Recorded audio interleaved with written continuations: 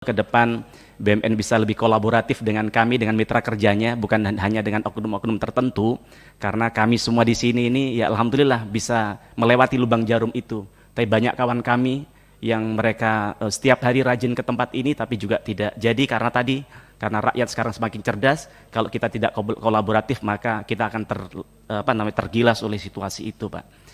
Namun demikian dengan pencapaian Pak Menteri tadi yang luar biasa, ada beberapa hal yang ingin kami berikan masukan dalam rangka tentu kecintaan kami terhadap BUMN, Pak.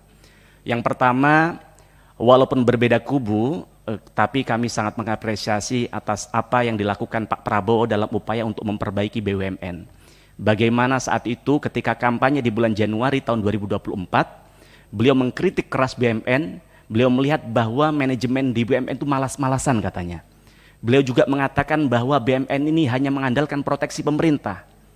Kemudian beliau juga mengatakan di kesempatan yang lain di bulan yang sama, di bulan Januari, beliau mengatakan bahwa BUMN ini ketika diberikan privilege untuk mengerjakan proyek-proyek pemerintah, mematok harga yang tinggi, bahkan bekerjanya terkadang molor dan banyak lagi kritik yang lainnya, Pak.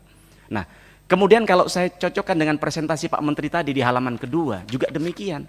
Jadi kalau kita lihat amburadulnya pengelolaan BUMN terlihat dari usulan dan realisasi BUMN sepanjang tahun 2020 hingga tahun 2024 yang senilai 226,1 triliun yang Pak Menteri paparkan tadi.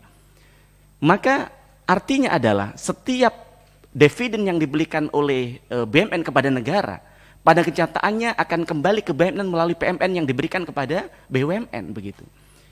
Walaupun kita lihat kenyataannya banyak sekali termasuk karya-karya yang ada di sini, ketika sudah diberikan kucuran puluhan triliun dana dari PMN, tapi tetap saja hancur-hancuran.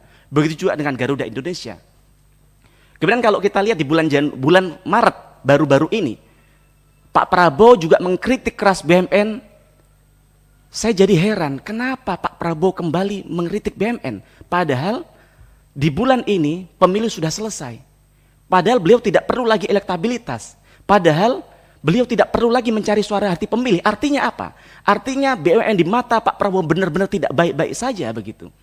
Maka saya tidak bisa bayangkan ketika nanti misalnya tiba-tiba siapa tahu Pak Prabowo terpilih menjadi presiden, yang kemudian beliau melihat bahwa BUMN tidak baik, bahwa BUMN hanya jadi benalu bagi negara, bahwa BUMN hanya jadi lintah darat bagi bangsa kita, dan kemudian beliau membuarkan BUMN ini, maka tentu Pak Erick Thohir sebagai Menteri BUMN di periode 2019-2024 akan dicatat dalam sejarah bahwa sebagai Menteri BUMN terburuk di dalam sejarah itu begitu, Pak.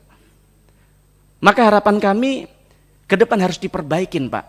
Di waktu yang singkat ini ke depan harus dilakukan kerja-kerja taktis agar kemudian BUMN, mohon maaf kalau sekali lagi meminjam istilahnya Pak Prabowo, Pak Erick Thohir ini omon-omon aja begitu. No action. Jadi hanya kalau katanya anak muda seperti itu tadi. Download Tribun X sekarang. Menghadirkan lokal menjadi Indonesia.